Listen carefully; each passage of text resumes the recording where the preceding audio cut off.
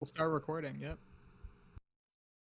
Okay, and it is time for the semifinals. Our left side bracket is Guy Catalin on Izzet Prowess against Max Mazed on Mardu Pyromancer, and we watched it from Guy's perspective in the quarters, and now we are going to be seeing it from the Mardu perspective of Max here in the semis.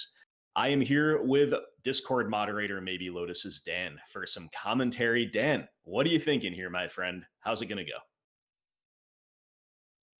Well, I mean, we definitely have two great competitors, so I don't think skill will be much of a factor here. I'd have to say, in terms of the matchups, it could sort of go either way for me. Depends on sort of whose progression lines up better.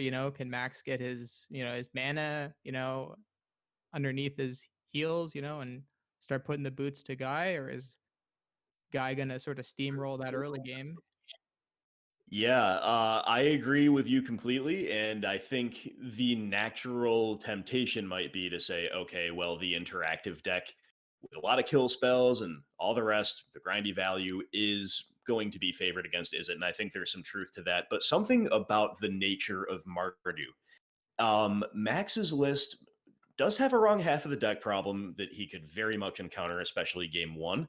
And it is also slow, so he might take a while to turn the corner and close the game out. So maybe we're giving a little bit of the edge to Mardu, but I don't think it's as big of a gap as you might expect. And I think the gap was bigger in the quarterfinals, and we saw a guy win despite that. So we shall have to see. But do we want to take a quick look at the list before we go into the game, or are we just going straight into the game? All right, here are the lists. Yeah, just for your benefit viewing on YouTube. This is Guy's Izzet Prowess list. Any thoughts on this, Dan? It just looks like very straight up Izzet Prowess to me, as much as such a list exists. I think that they've somewhat crystallized in the months since Stormwing Entity has been in the format. I like a lot of the choices here. I don't think I would do anything differently if I was in Guy's situation. I don't think there's been any metagaming in this list at all. I think this is just a very clean, polished, tight list. I agree. And I actually think his sideboard here is a little less exciting than it was against Green Black Rock.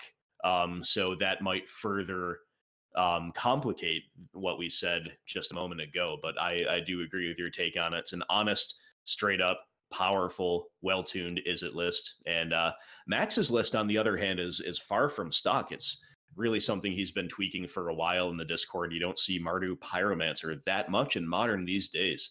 And as you can see, there's a lot to like, but I hope as people are watching this at home, they can also see what I mean about the wrong half of the deck problem, specifically as it pertains to what Guy's progression is. Any thoughts on how that might play out? Well, I think you said it well, with wrong half of the deck problem sort of being a key factor potentially in deciding this match, for at least on Max's side. He's definitely going to want to draw his removal spells, and he's going to want to, draw the right amount of lands. And I think that Guy definitely has an advantage there.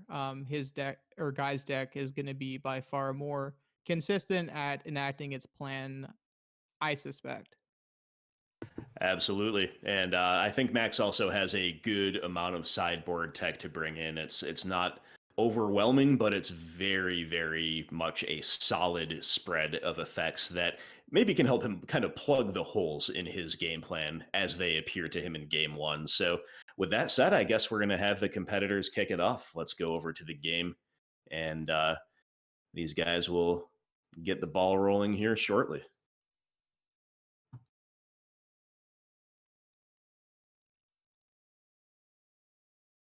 Okay, Max winning the die roll. And what do we think about this opener? Looks like a classic Maximized hand to me, in that there's a gap and there's a fail rate, but it's very powerful if it comes together. Guy keying in on the GG die roll, very important. So the hand, I think, is fine. It's, I think, potentially right out of the gates facing some of that tension with getting at least another land. and potentially fetching correctly is going to be an issue too. That's a lot of red cards, a lot of expensive red cards.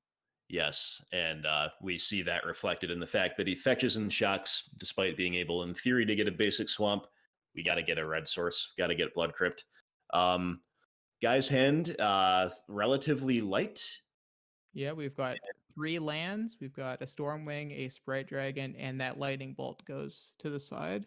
Yes, so mono threats, no way to enable either, really, but no way to even cast Entity. That And draw of guys, a number 3rd six. land, beautiful. Yes, and Max has drawn the 3rd land, so things are looking up for our side of the table for sure. But if round 1 taught us anything, it's not to discount the explosive power of Izzet.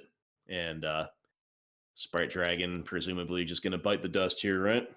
Yeah, definitely a key draw for Guy there would have been a Manamorphose to get this Storming Entity on the battlefield on turn 2. Yeah, no question about that. White mana is online, and ooh, okay. Does this make us want to go Chandra tribal mode? I guess it does. Chandra is an example of a card that would look really bad, actually, against a lot of guys' progressions, but as a proactive way to make a play here, it's totally fine given the disruption.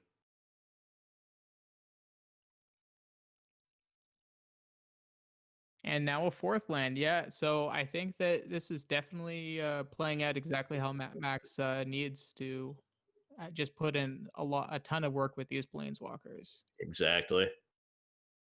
Oh, and Max is uh, gonna go straight for that sort of accelerated ultimate with the Chandra Torch of Defiance from the looks of it.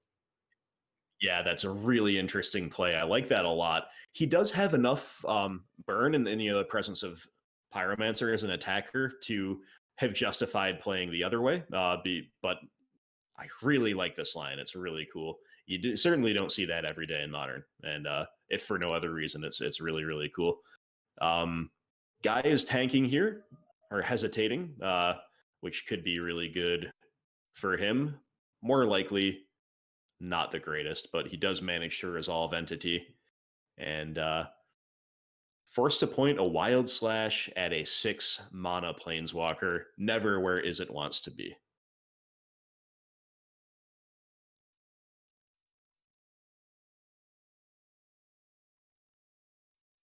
Young Pyro off the top.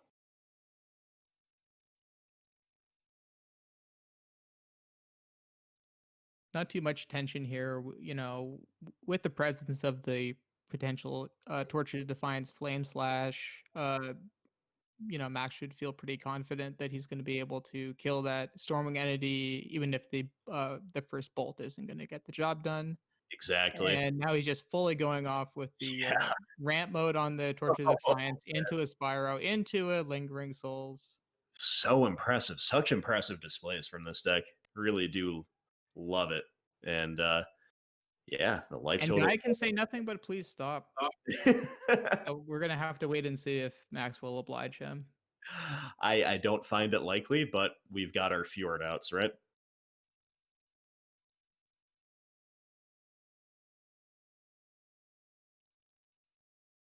Yeah, no surprise to see an attack here. Yeah, with that attack, Max is not going to be able to ultimate that Chandra right away, which, probably gives Guy at least like a little bit of comfort, but likely not much given the rest of the context of the game. Mm-hmm. It's all in vain. You can pretty much guarantee that. And on a similar note, there's basically no bad play here for Maximized. You can sequence a variety of different ways, and they're pretty much all going to get you there. So this is quite the frightening progression, you have to say. You can see how the tools for Mardu Pyromancer were still there and are still there. The deck used to be a lot more common in Modern, and it feels weird that losing Faith looting killed it, because looting is card disadvantage in a mid-range deck, right? So I think Max is showing us with his display here that there's still a lot to like about the color trio, and here's a lot of the stuff we mentioned. His kind of wealth of options here, but he has to be careful probably not to overboard and not to get too clunky.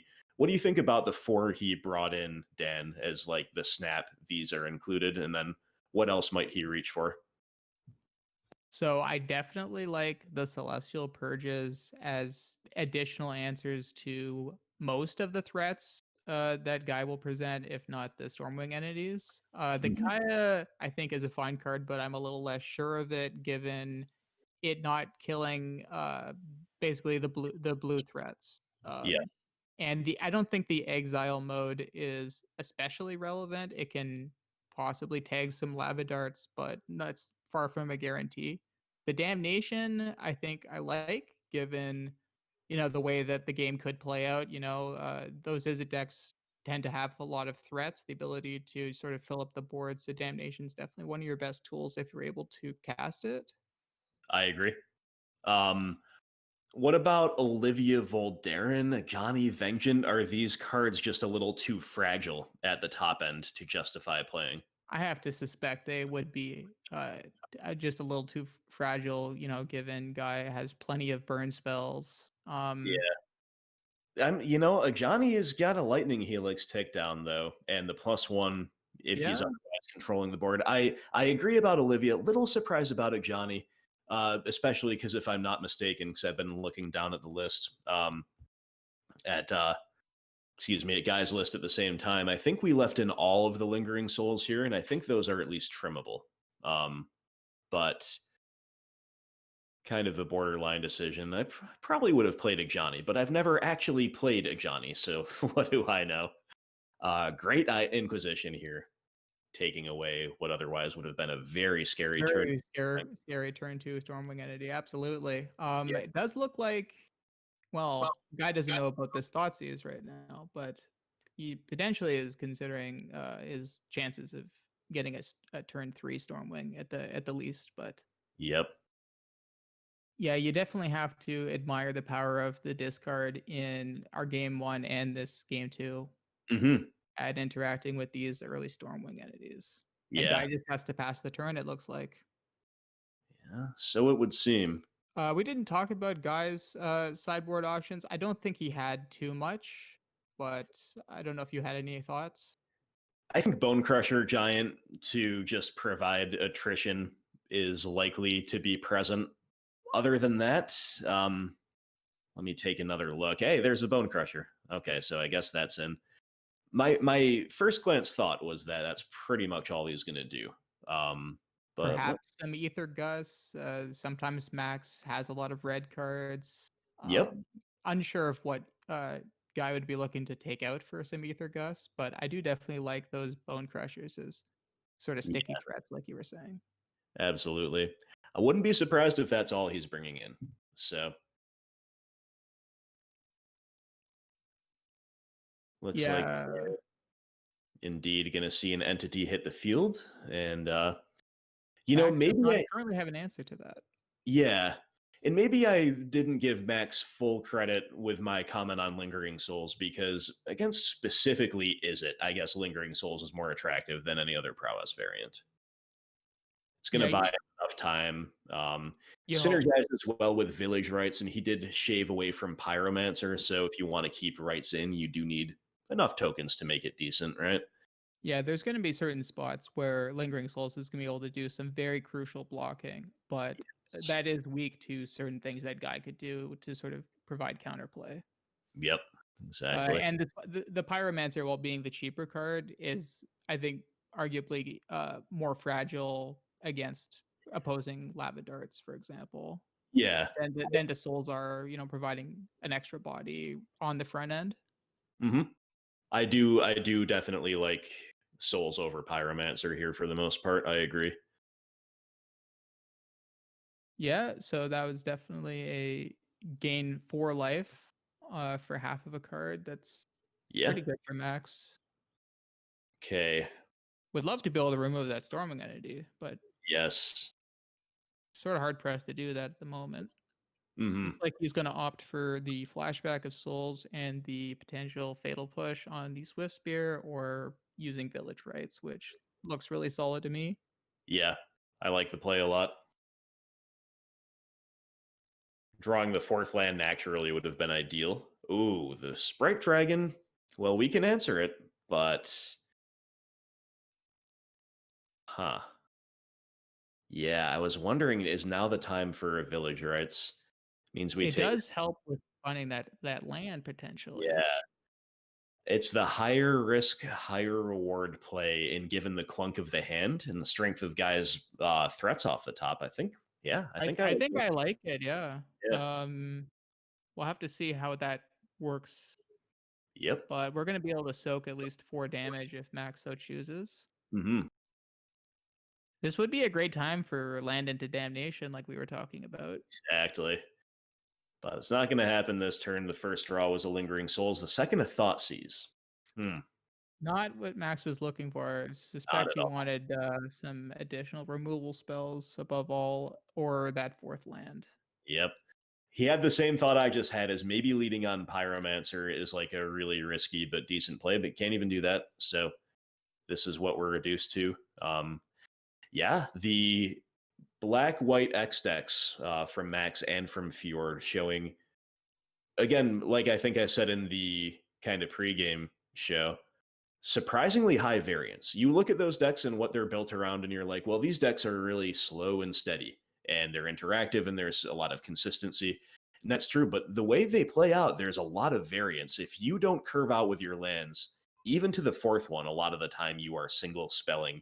And that can be a death sentence.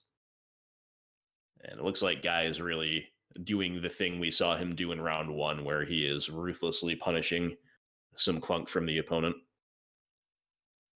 Yeah, and Max not able to respond with a village rights this turn, given not finding that extra land off of the first.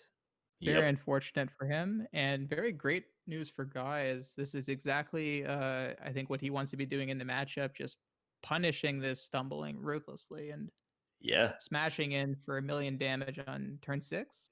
Overwhelmingly lethal. Yep. Some real stylish kills from Izzet. It's a real treat to have that deck in this tournament. Definitely bringing a different dimension. Not everything can be a mid-range slugfest after all. On the subject of a Johnny, I think I like Max's not considering it very strongly here, if only because he's, as we just saw in the last game, sometimes hard pressed to find a 4th land.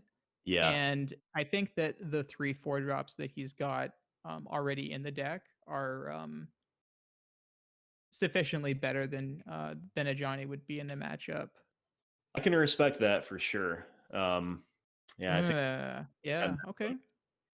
this is a pretty good So six, that's though. a good 6, yes.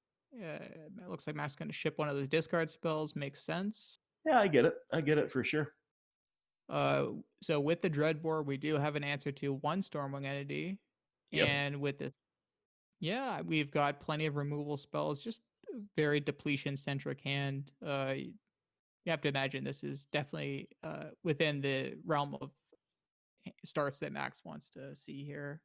I agree. And Guy has also mulliganed down to 6, which, if both players are mulling, that does favor the Mardu player pretty clearly to me. And Leading the, on Inquisition, we see a bunch of burn spells, a threat, and a Manamorphose, and Max is gonna take the Bolt. A that little surprised. surprised about that, yeah. Yeah. I think we can pretty safely assume mutagenic growths are the cards that are in some way making way for the Bone Crusher Giant. But if that's wrong, he could get blown out if Guy is really patient with holding that up. I think that's unlikely. I think more broadly, the reason we were surprised is because Monomorphose and Swifty are both kind of the non-redundant pieces of the hand. But he's got a handful of kill spells, so I don't mind leaving the Swifty around. Might have taken the Monomorphose, but at the same time, So he the is more gonna I, go for Brutality. yeah, the more I see the play, the more I actually like it. because we're having to shock in twice. We are probably favored as long as we don't get cheesed out too hard by just a really aggressive few draws off the top. So I'm kind of liking it, and He if does. he, All right. So yes, he does take the Manamorphose this yeah, time. if he had planned all along to do that, then that's fair enough. Yeah, good plays from Yeah, I Max. do respect him discarding that second purge, given the Dreadbore already in hand, Yep. and just I think you'd rather convert that second purge into some life gain at this stage in the game. And now he feels comfortable with using his Thoughtseize. Yeah, there's another really interesting spot here. There are certainly some things that punish that to a significant degree, but I think overall using it is correct. Yeah, that punishes it. Just getting a Mirror Lava Dart out of hand, going down to 8. If Guy rips a haste threat off the top, Swifty or Sprite Dragon, that would be the nightmare. In some ways, I think Max would almost be better set up to deal with some creatures than just if Guy keeps drawing bolts, being at 8, and his hand not really doing anything about a bunch of burn to the face. I do agree with that, but specifically for casting the Thoughtseize on that turn. Oh my god. Brutal draw from Guy. Jeez. Wow. That is I don't know. I don't know if at this low life total, Yeah, Max can. Max better pray that Guy's just hitting only lands. Yep. That's pretty tough. Well, we get the third land, but it can't cast a Spyro, and Yeah. we're not able to do anything instant speed either. It's looking pretty grim for Max Amazed. The third color, the presence of the third color, helping him a lot in the pseudo mirror with Fjord, proving to Hurting be him, a arguably. bit of a burden Yes, here. Yeah, for sure. have to agree. I was thinking the same. And, I mean, as much as Batterskull, has his weaknesses being an artifact against the red deck, it's a nice tool that Fjord has access to. Absolutely. Hmm. So, yeah, Max is going to opt for using the Dreadbore instead of just minusing a Kaya. Yeah, it's I'd call that an optimistic play. If Guy ends up with not much from here, in theory, you can engineer a situation where Kaya takes over the game and then stabilizes your life total. Yeah, and you could certainly make the argument that he's going to have to play for those high upsides given sort of the way that this game 3 is played out, being at Yes. 8 already, and Ooh, man. and Guy just continuing to draw the fire with another threatened Spray Dragon. We're seeing the success of these small creature decks. We saw that with the Dogfish in the previous round, and now twice now with Izzet. Like when the threats just keep coming in the mid-range deck stumbles, oof, we're seeing kind of a structural problem. I hate to say it with the mid-range decks. We're also seeing me be incorrect about mutagenic growth being out. I did make the hedge about it because lightning bolt for removal. Uh, there's still some incentive Yeah. to leave in, but yeah, I guess we're pretty dead. Yeah, nothing we can do to save ourselves, unfortunately. Yeah.